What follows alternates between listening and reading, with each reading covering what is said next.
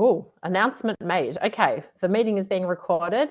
So again, just before I hand over to Trish, who will be taking us away for our community talks event tonight, I wanted to do an acknowledgement of country and acknowledge that we are learning and playing and sitting on the traditional lands of the Wurundjeri people of the Kulin Nation and pay respects to elders past, present and emerging. So I will now hand over to the lovely Trish, and we'll be in her safe hands for the next hour and a half. Thank you, Trish. Thanks, Laura. And thanks everyone for coming here tonight. I've just had a quick look at some of the names and there's a lot of familiar names there, so that's really nice. So thank you for joining me this evening. Tonight we're going to be talking about imperfect parenting in a perfect world, and we're going to be talking about some of the science behind our big behaviours as parent and as child. So this talk really came about through conversations with friends of mine who have children and people I work with. And there's this really common theme that, you know, we often, well, not often, but we lose it at our kids and then we often feel guilty about it afterwards. And I think a lot of us carry that guilt around. And we also wonder about our children's big behaviours. Is it normal? And there's a lot of, I guess, fear around when our children are acting out. What does this mean? So I'm hoping tonight that I can relieve some of that stress and some of that guilt that you might feel as a parent, and also worrying about your child's behaviours. And to really make it realise that most of this stuff is normal and often it's out of our control. And I'm hoping you go away tonight feeling a little bit better about your parenting. There's no such thing as a perfect parent, and we really don't need it for our children really don't need us to be perfect. They just need us to be there. So tonight we're going to be covering a few different topics. First of all, I'm just going to introduce myself and give you a bit of a background about me.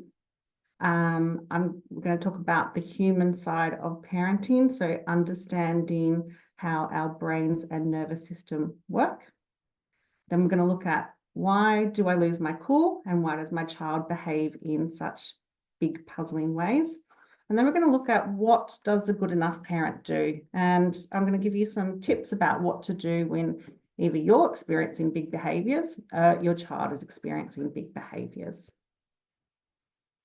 So who am I? I am a play therapist, but I'm also a parent of 3 school-aged children. I was one of those crazy people who had 3 children in 4 years. And when I look back at that time, those early years, it was lovely, but it was also times that I felt like I really struggled as a parent, and there was a lot of guilt sometimes about how I acted around my children because it was stressful. Raising young children is really, really hard. Learning play therapy and becoming a play therapist really helped me understand those behaviours and normalised my behaviours and my children, so I could, I guess, take away some of that guilt and understand I was just a human. I was just trying my best.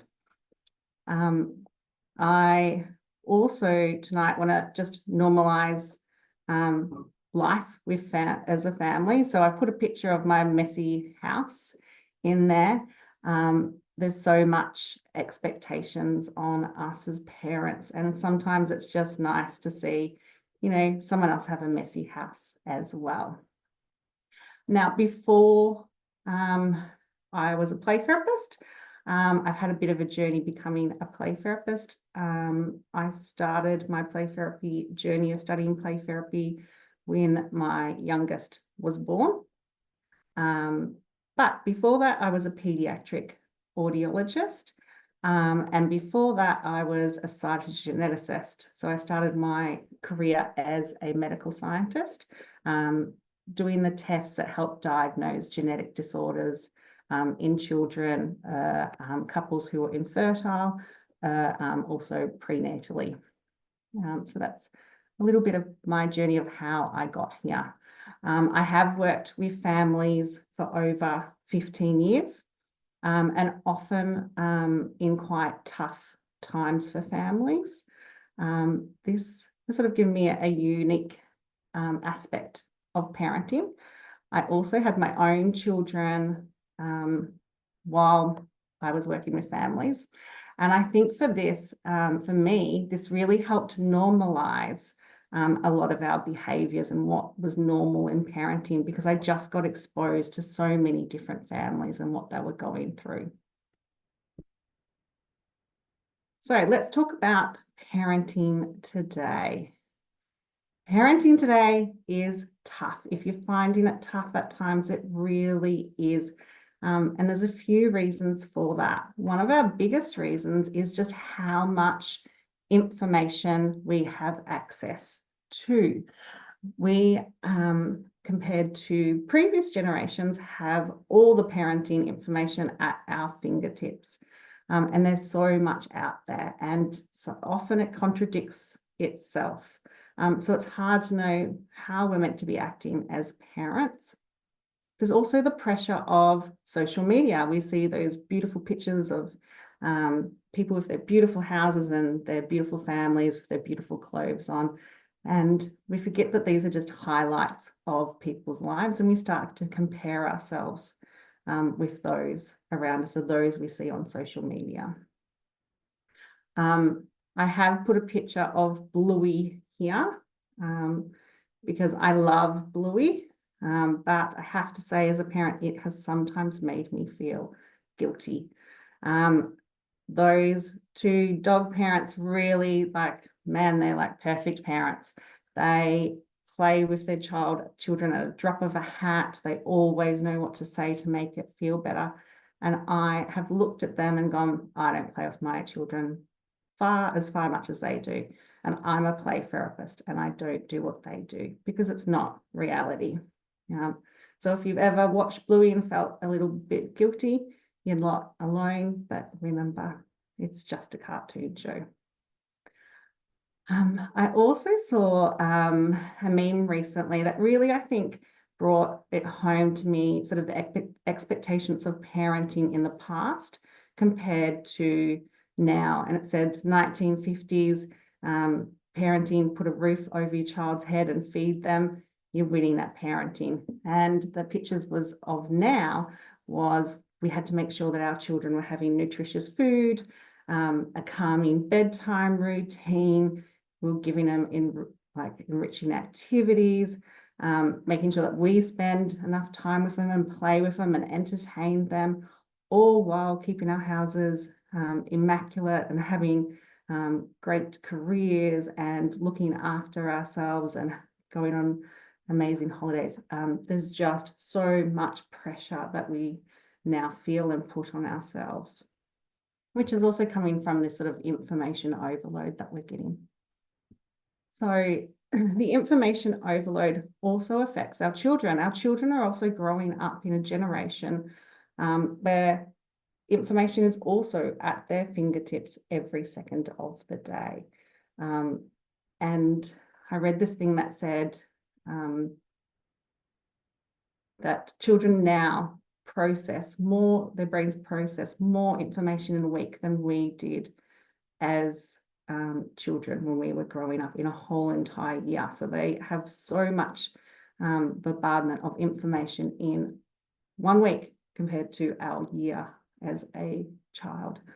That's like a lot of information to process. Imagine how busy their brains are. But our brains are just also more busy these days. I want you to hold this in mind when we go and talk about the nervous system and what might stress the nervous system out, because I think this really does have an effect on how we are today. So I'm just going to take a drink. So now we're going to get into the human side of parenting. We're going to look at the brain and nervous system, and I'm going to try and keep it as simple as possible. You don't need to know a lot about the nervous system and brain, but some basics is really helpful to understand our behaviors and why they happen. So our brain has 3 parts. Now, this is a very simplified version. It has way more parts than that, but this is all that we need to know. The first part is the brainstem, and that sits really at the base of our skull, at the very bottom of the brain. It's the first part to develop, and it develops in infancy, and its job is our survival. It controls all our essential body functions, such as breathing, heart rate, blood pressure, and reflexes. Our middle brain is called our limbic system, sometimes known as our feeling brain. It involves all our emotional and behavioral responses, and it doesn't actually fully mature until early adolescence, so around that 11 to 13 age. And it regulates hunger, thirst, body temperature, and hormone production. It plays a central role in our emotional reactions, such as pleasure, fear, anxiety, guilt, attachment, and aggression. And it's also really important for our long-term memory formation. And it does this by associating memories with certain senses and emotions. Now, a higher brain, or our top brain, is called our cortex. And it is known as our thinking brain. And the reason for this is because this is where our highest mental capabilities come from. And the cortex is responsible for thinking, planning, attention, conscious thought, problem solving, and language. And it's also involved in processing our senses. Now, this part of our brain is not fully developed until adulthood.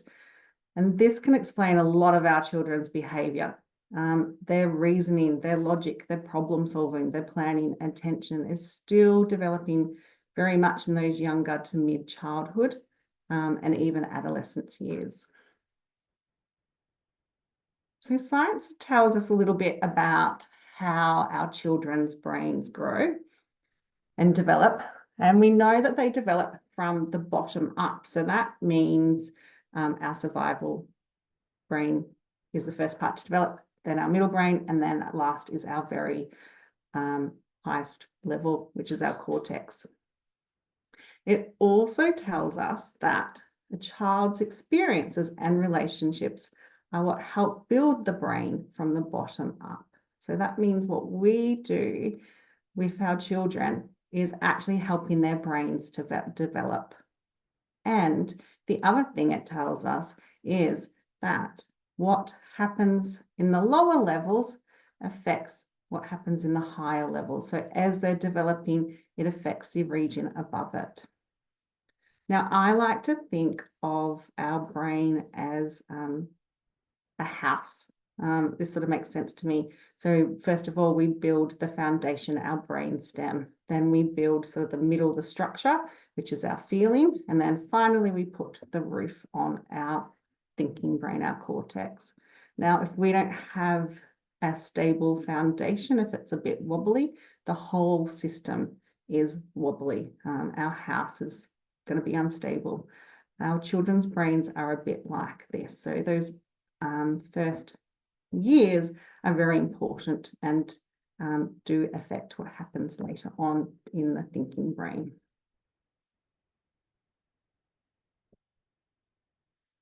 So let's talk about a bit about the nervous system. Now, when I'm talking about the nervous system through this talk, I want you to think that I'm talking about the brain and all the nerves that go all over our body. Now, our nervous systems are like our information highways. So information goes from our brain all the way down to our fingertips and toes, but it also goes the opposite way. So our brains is taking information in from our body. So it's going from the body up to the brain. And it's said that our brains process 11 million bits of data per second. That is a lot of data coming in and out of our brain. We're going to concentrate on the autonomic nervous system for this talk. That's the one when I'm generally talking about the nervous system, what I'll be talking about. And this is the part that regulates our unconscious body functions, such as heart rate, breathing. Sorry, just minimizing my screen so I can see. And digestion. And the nervous system's priority is our survival. Now, it does this by managing energy, and it continually is asking every second, are we safe or are we not safe? So multiple times a second, it's asking this. This is part of the information that's coming into our brain. But what do we mean by safe and not safe? You might be thinking, there's no danger here. Why is my nervous system still asking, am I safe and not safe? I want you to think of not safe as anything that's not right. So it can be obvious things like physical danger, like a barking dog running at you or your child running onto the road.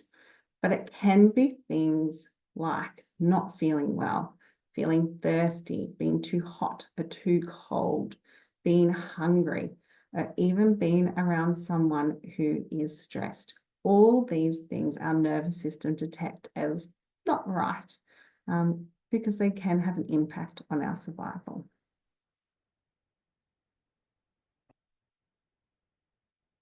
So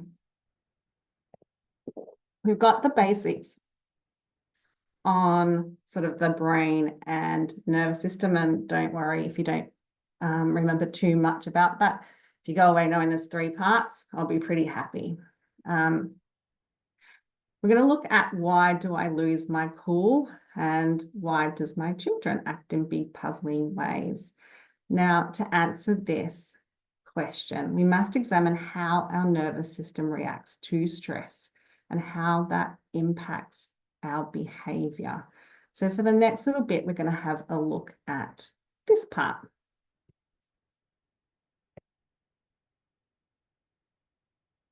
So our nervous system has 2 modes, connection mode and protection mode. Now, for most part, we are in one or the other. We rest in connection mode, but if something is not right, is detected, we flip into protection mode. Now, connection mode is the mode our nervous system likes to be in. It's when all 3 parts of our brain are connected and working together. When we're in connection mode, our thinking brain is on. We can reason, we have flexible thinking, we are logical in our thought, and we can connect with others. Now, you may know this protection and connection mode in another way, and kids often know this as flipping your lid. So we can think of our brain as our hand. So our bottom of our hand near our wrist is what our brainstem, our very bottom of our brain. Our limbic system, our middle brain, is our thumb, and it's tucked into our hand. And the top of our brain is our fingers. So that's our cortex, our thinking brain. Now, when we're in connection mode, we make a fist with our hands. And we can see that all parts of our brain are connected. The messages are going from the top to the bottom and also from the bottom to the top. It's all connected and communicating. But when our nervous systems can detect something's not right, it suddenly flips into protection mode, and our thinking brain goes offline. So it's no longer connected. Our middle brain and our bottom brain are now in control. Our thinking brain, it's off.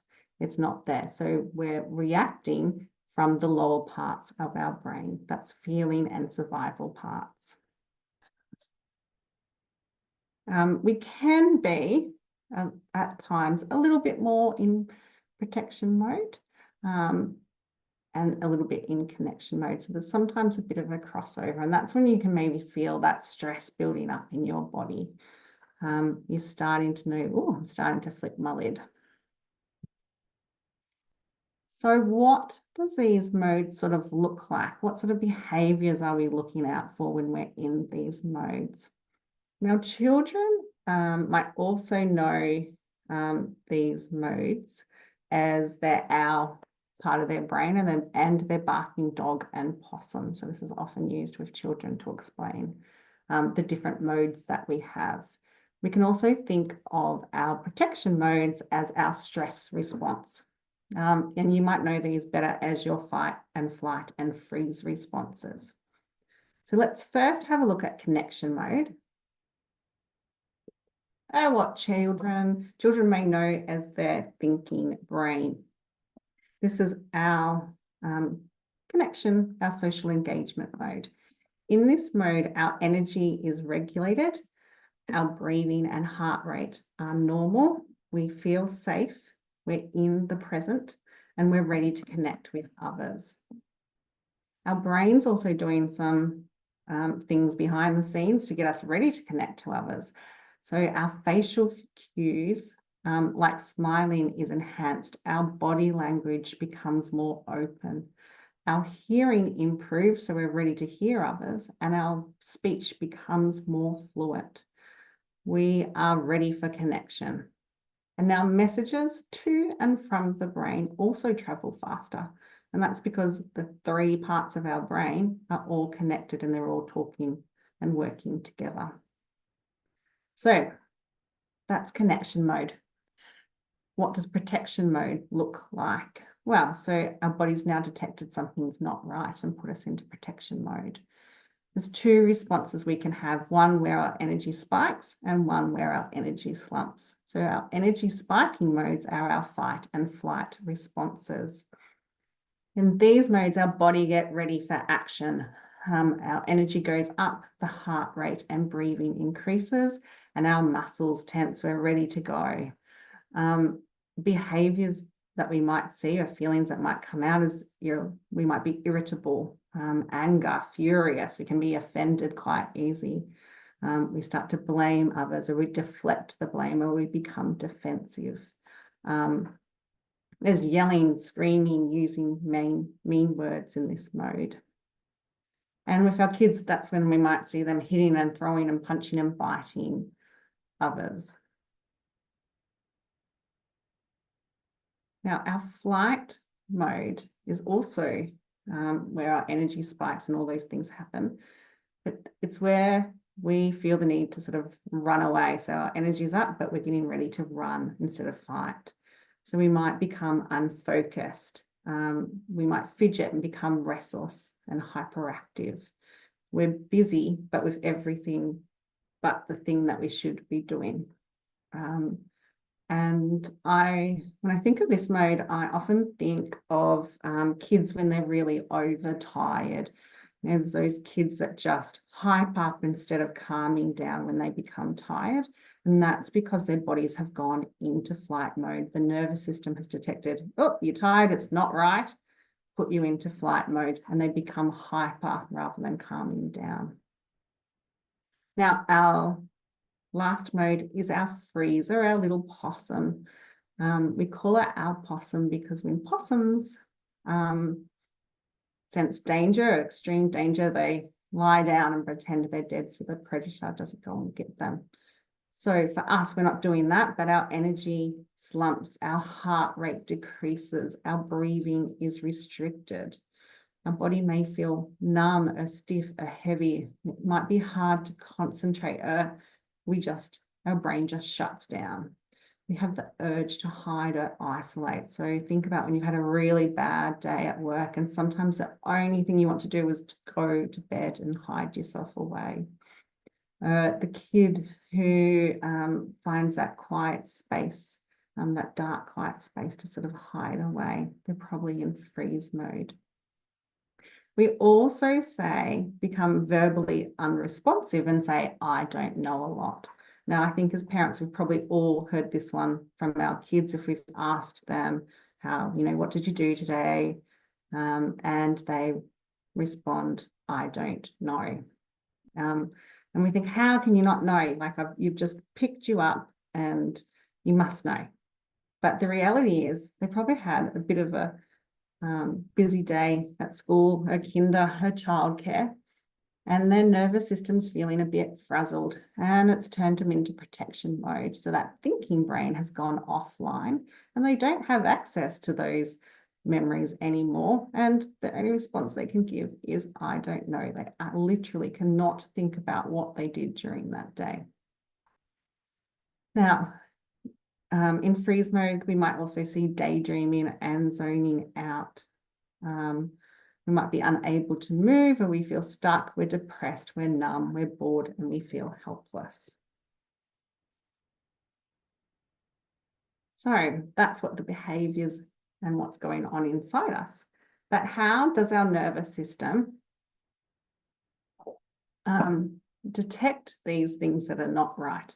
Well, it does this through something we call neuroception. And we can think of neuroception as our antivirus software, always scanning is anything around us not right. And it does this from the inside, outside, and between. So inside means within our body. So our neuroception scanning our body, seeing if we're hungry, we're tired, are we ill, do we have an infection? Is there anything going on that doesn't feel right inside our body? Now, a good example of this and how it affects our nervous system and how it can make us flip our lid is when you have been needing to go to the toilet, you're really, really busting and you can't think about anything else except going to the toilet. I know there's times where I can't even talk when I'm totally busting. It's just too hard because my neuroception has detected that something's not right. It's called my nervous system into action. My energy has gone up. And it's turned off the thinking brain. It's not needed in that moment. What is needed for me to go and find a toilet? That is neuroception, and that's sort of our protection mode in action. Now, our nervous system is also looking on the outside and it uses our senses to process what is going to scan the outside. Now, each one of us have a unique way of processing our sensory information. For example, some of us can tolerate a lot of loud noise and others really can't. It just really gets to them. Now, our younger children's ability to process senses is still developing. So this means that their nervous system can detect things from the outside as a threat. So think about your picky eaters. Often what is going on here is that their nervous system is processing the sensory information, the food, as being not right. It's something not normal. And it sends them into protection mode. And that's when you get, the refusing of your food and sometimes even the screaming and the crying. They don't want to eat it. They can't. They think there's something really wrong with them. And that's coming from their nervous system telling them that. Another good example is our children with more some sensory issues, or younger children again, often have problems with clothes on their skin, tags on their clothes. And once again, their nervous system is telling them that there's something not right and flips them into protection mode. And you can see sometimes they're trying to rip off their clothes or they're yelling and screaming. And often if you ask these kids, they will say it actually hurts because that's what their nervous system is telling them. They have flipped their lid. Now, our between is the one that I probably find the most interesting and one that's really sort of changed how I think about people and how their behavior and how they're acting in a moment. So our neuroception is always asking of those around us, are they safe or are they not safe? And it can even detect when people are trying to hide their emotions And often when people are trying to hide their emotions, our neuroception goes, ooh, something's not right. Think of your friend, you know, when you've been around a friend and you just know something inside you tells you something is wrong with them, but they keep saying, nope, everything's okay. But something inside you says something's not right with your friend. Well, that is your neuroception. Our kids especially are using the neuroception to detect what is going on with us, and they're really good at doing this. And that is because they need us for their survival and their sense of safety. It comes from us. So it makes sense that their nervous system's always looking at our nervous systems to see if everything is okay. And if we're not okay, then the nervous system goes into action and it goes into protection mode. Because after all, if your parent or carer isn't okay, then you need to be ready for action. Something's up. So that's a lot of data points going in and out of your brain, and that's happening every second. How do our brains deal with this bombardment of data? Well, it does it by using past experiences. So remember before I said about the limbic system, that feeling sensing part of the brain that also is responsible for our long-term memory storage? Well, that's where it comes in. So our nervous system is detecting the senses around us. It uses that. And then it also uses past memories of similar situations or similar senses, and it mixes those together to interpret it, the present. So an example of how this might work is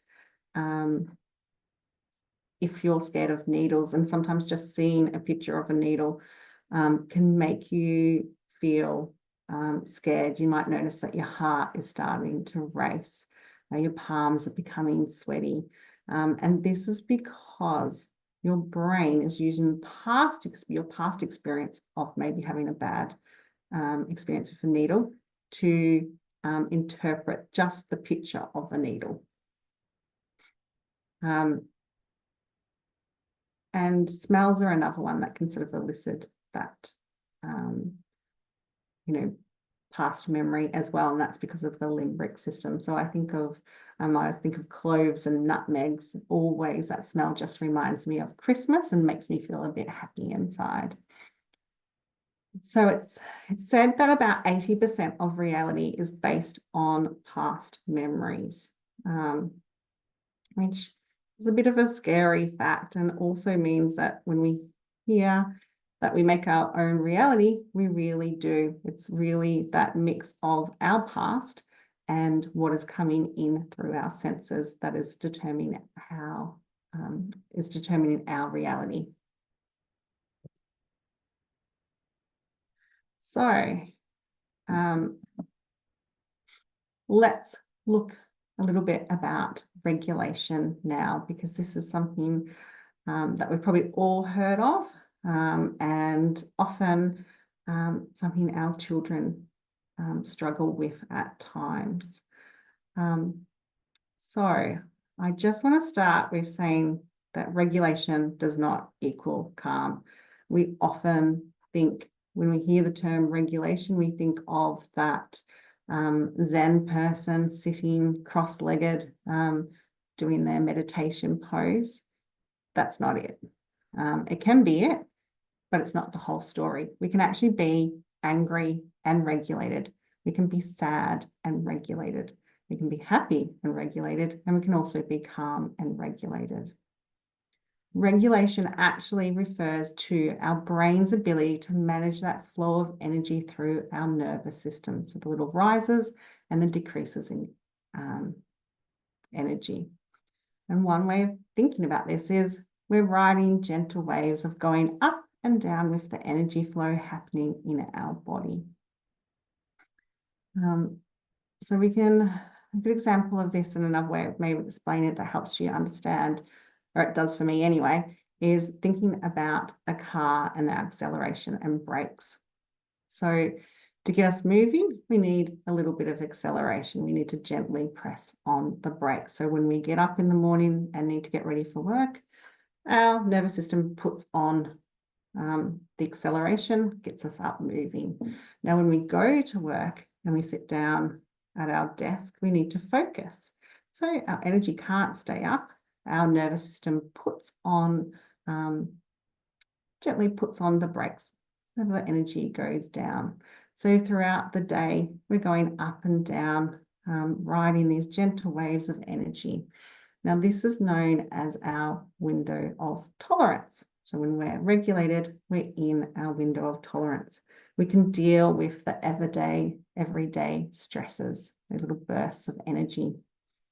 But sometimes our nervous system slams on the acceleration, or slams on the brakes, and our energy is pushed out of our window of tolerance, sorry, just mumbling over my words.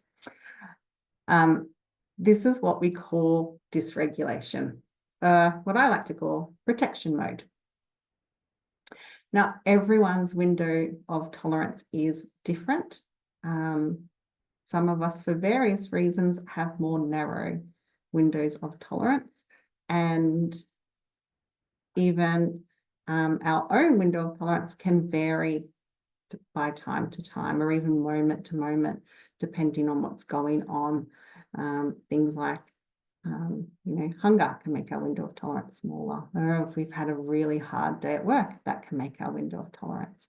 And you might notice this when you've had an actually hard day at work, or you've had a hard day at home with the kids, how quicker you are to snap at them, how quicker you are to snap at your partner. And it's just because your window of tolerance has been reduced. So it doesn't take so much for when our nervous system puts on the acceleration to get you out of your window of tolerance. But the opposite way, it's easier to put on, slam on the brakes and become out of the window of tolerance. Now, our children's window of tolerance is a lot smaller than ours, and that's because their brains are still developing. To regulate, we need our thinking brain. And as we've learnt, our children's thinking brain is still developing, so their window of tolerance is smaller. And this is why, they can become in protection mode a lot quicker than we can. And so just think about how quickly a toddler can have a tantrum and what they can have a tantrum over. This is because their window of tolerance is a lot smaller. They can't tolerate so much acceleration of our nervous system, and they can't tolerate so much brakes of our nervous system.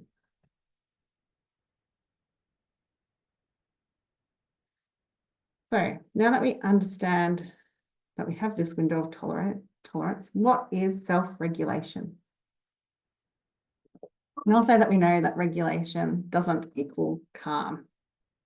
Regulation refers to the ongoing monitoring and adjustment of processes over time, requiring the ability to perceive changes. So what does that actually mean? What means that self-regulation means that we need a mindful awareness of changes occurring within our body. So for effective regulation, we must engage our thinking brains, because that is needed to be aware of what's happening inside our body. An example of this is when you go to the footy compared to a restaurant. When you go to the footy, you know that your energy can be up, you're loud, you can barrack for your team. But if you go to a restaurant afterwards, you know that you can't act that way. Your energy can't stay up. It's got to come down.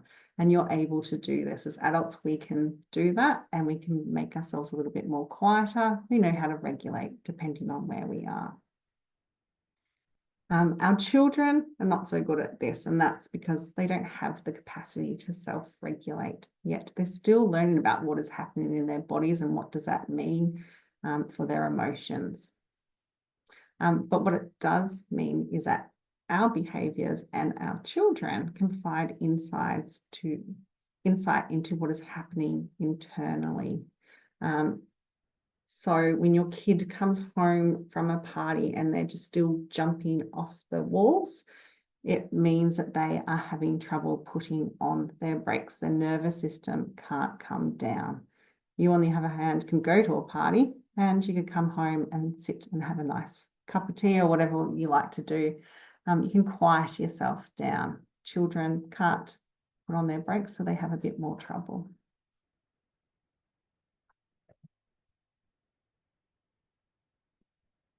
So I'm hoping now you get an understanding of why do I lose it at my kids. I put this picture on because I don't know what he's yelling at, but I'm quite sure I have looked like this at home many a time at my kids when I've flipped my lid. Oops, sorry. Now we don't act like this because we're bad parents. We act like this because for whatever reason, our window of tolerance has become reduced and our nervous system has slammed on the accelerator or the brakes, and it's pushed us into protection mode. So our thinking brain has gone offline and those lower parts of our brain have come online and we've gone into our fight, flight, and freeze responses. This can look like us screaming at our kids, or it can also look like us retreating away from those around us. And if there's one thing that I want you to take home from tonight, is when you think of sort of your worst behaviors around your kids, or those behaviors that you're not proud of, they're likely coming from your protection mode. Your conscious brain has gone offline and your lower unconscious brain has taken over. We can't always self-regulate. It takes energy for us to be that mindful of our body states. And sometimes as humans, we just don't have that energy to give. And same with our children. When they do these big behaviors that we don't like or understand, it's often because our brain has flown away, their thinking brain's offline, and their barking dog or frozen possum is in charge. So think about now your child's biggest tantrum or their biggest sort of reaction that they've had. They didn't do this because they wanted to annoy or embarrass us. And I know it does feel like that in the moment. And even still to this day, when my kids are being defiant, and I still ask myself, why are they doing this? You know, I've done everything today for them. How can they do this to me? It's not because that's their intention. It's because their nervous system has detected something isn't right. So it's activated the atomic nervous system, and there's been a surge of energy that's thrown them into protection mode. And the only way for that energy to escape is through yelling or screaming, lying down, not doing anything.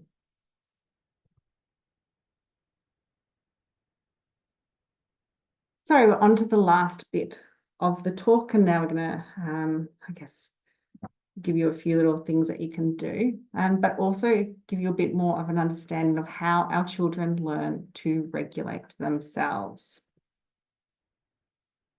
So how do children learn to self-regulate? Well, children's brains can't learn to regulate on their own. The ability to self-regulate develops over time from birth to young adulthood. But the good news is that we have been teaching our children to co-regulate. And we've been doing this since they were born. Each time we responded to our baby in a soothing or attuned way, we were teaching them how to co-regulate. Now, babies don't have the ability to bring their energy down. Once it's up, it's up. They can accelerate, but they don't have the ability to put on the brakes yet. That part hasn't developed. So they need us to help them do it. So when our baby cries, our nervous system gives us a little burst of energy. So we go over and that burst of energy gets us moving, but it also allows the baby to feel a little bit of burst of energy from us through their neuroception. Now, our energy doesn't stay up. We can bring it down because we know that's what we need to soothe the baby. Anyone who's ever tried to soothe a baby when they've been really stressed, or those moments where your baby's just kept crying, you've become more stressed, knows how hard it is to soothe a baby when you're not feeling calm yourself. So our energy goes up, we bring it down so we can soothe our child. Now, our baby detects that and they start to soothe as well. Something is also happening in their brain when we're doing this, in their nervous system, and a cell called myelin begins to grow every time we help our babies co-regulate. Now, myelin is needed for regulation. It's what helps our brakes come on to slow that energy. There's also something else that's happening inside our children's brain every time we help them through co-regulation. And that is it builds their neural networks for regulation. And this is because each time they experience co-regulation, a group of neurons, so neurons are just nerve cells, fire at the same time. And if these groups of neurons fire repeatedly, enough times they start to connect, they wire together to make a neural network for regulation. Now, if this network is continually strengthened over and over again through the experience of co-regulating with an adult, what will eventually happen is this little neural network of regulation will start to fire when experience happens, even when the co-regulating adult isn't there. So remember I spoke earlier about the limbic system and how it uses, stores past memory and our senses, and how our brain uses our past experiences to interpret the present. Well, this is going on here. Our brain remembers that feeling of co-regulation with an adult and activates the neural network around regulation. So what will eventually happen over time, and probably throughout our early childhood up until sort of adulthood, is that the brain will use those experiences every time of co-regulation to help the child in their current state of stress.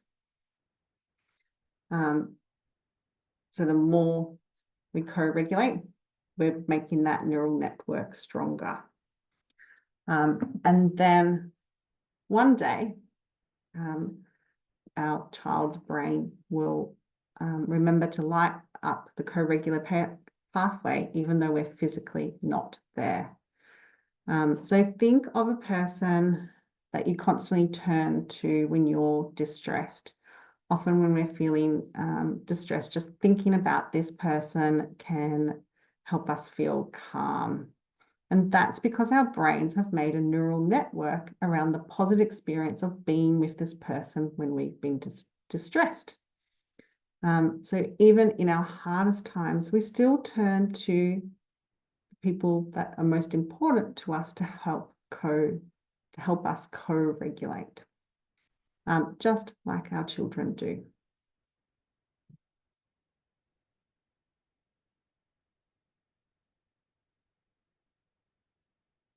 So what are the strategies? What do we do when our children are dysregulated?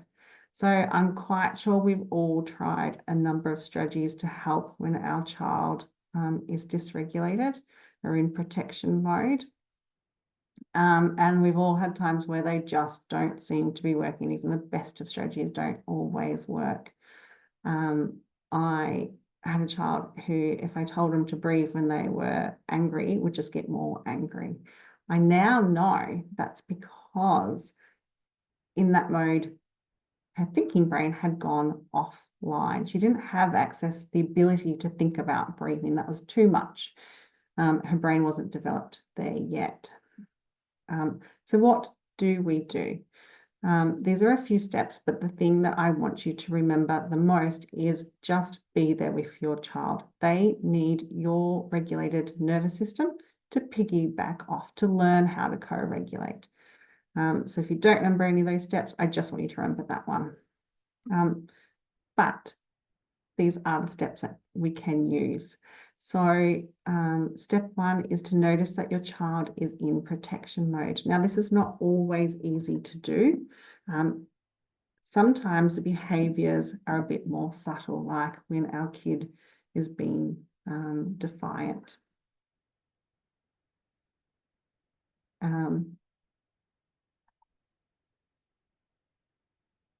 So first of all, if it's a behavior that you're not sure of where it's coming from, ask yourself, could this be protection mode? And more often than not, it is. Take a moment to check your inner state. And are you in connection mode yourself? Now, this is an important step as well. Their dysregulated nervous system is going to try and pull you into protection mode as well. So take a moment, take a breath, do what you need to lower that energy down. Now go over to your child. You can get down to your child's level. And if your child is up for it, you can state the child's body and feeling state with empathy. So this can look like, oh, I can see your body is tense. You are really angry. Or you've got tears streaming down your face. You're feeling really sad. Now, this is an important step if your child can tolerate it, because you're teaching them what is happening inside their bodies. The first step of being able for any of us to regulate is to know what's happening inside us. That's that monitoring. Our children don't know that yet. They can't associate body states with feelings. So we're helping them learn that. And once they've got the body state, we can start attaching the feeling with it. You know, when my body's, my hands are starting to scrunch up, maybe I'm feeling angry. Or if I've got a sore, funny tummy, maybe that means I'm feeling a little bit anxious. So you're stating that, you're giving that to them. The step 4 is the most important. You're just going to be there with your child. Now resist the urge to fix or make suggestions. In this step, doing less is more. If you find that you really have to do something, go and get your child a cold drink or a snack. You know, this can do a lot for all of us. And when a friend comes over and they're really upset, you often the first thing you do is offer them a snack. After a period of time, you can see that your child's energy is starting to become more regulated. You can do a regulation activity. You can suggest something to them and get them to choose, like go for a walk, go jump on the trampoline, blow some bubbles, read a book, do some drawing, if your child is up for it. So what to do when you're dysregulated? Well, the good news is we don't need to do anything complicated, and you probably already know what you like to do when you're stressed or you've had a bad day. Also, be kind to yourself. If you're feeling like you're going through a period where you're always feeling really stressed out, be kind. We can't always be regulated, but we can all do things to help widen our window of tolerance. And like anything, regulation gets better with practice. And even we can strengthen those neural networks for regulation by doing these little things. Now, if you are dysregulated and you really feel like you've lost control, it is okay to leave your child if they are safe, and probably a good thing to do in the moment, because we know now that our dysregulated nervous system is going to make them more dysregulated. So if they're safe, say, I just need a moment to gather myself, and that you'll return when you're feeling a little bit better.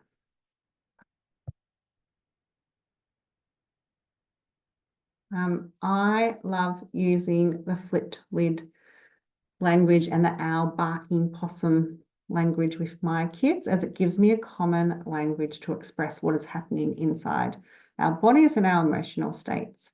My kids know that when my body starts looking tense and I'm starting to raise my voice, that my barking dog is coming out. And they will often, especially my youngest, will say, Mum, your barking dog's starting to show. And it's actually amazing that how many times when she says this, just from the act of her being able to see what is going inside me, gives me that sense of being seen, calms my nervous system down. If it doesn't, then I know that I need to do something. I take a few big breaths, or I go and say, excuse me, I just need to leave the room for a second. It also gives them the language to be able to start recognize these states in me, but they also start to recognize it in themselves. They also learn that flipping your lid or having your barking dog come out is a normal part of being human. And for our kids, they think that we are perfect, that we can do no wrong. They idolize us. So knowing that mum can flip her lid or have a barking dog come out is so important, because they know that it's okay for them when they do that. It doesn't mean that they're a bad kid. It just means that they're having a hard time. Now, in times for us when we're really, really busy, really stressed out, it can be hard to do these things that help us regulate and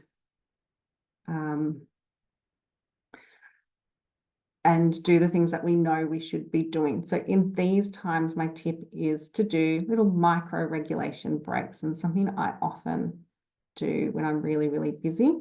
And what does a micro regulation break look like? It can look anything, but just done in a very short amount of time. So it might be before you step out of the car, you take a few big, deep breaths, you start to calm your regulation, your nervous system down.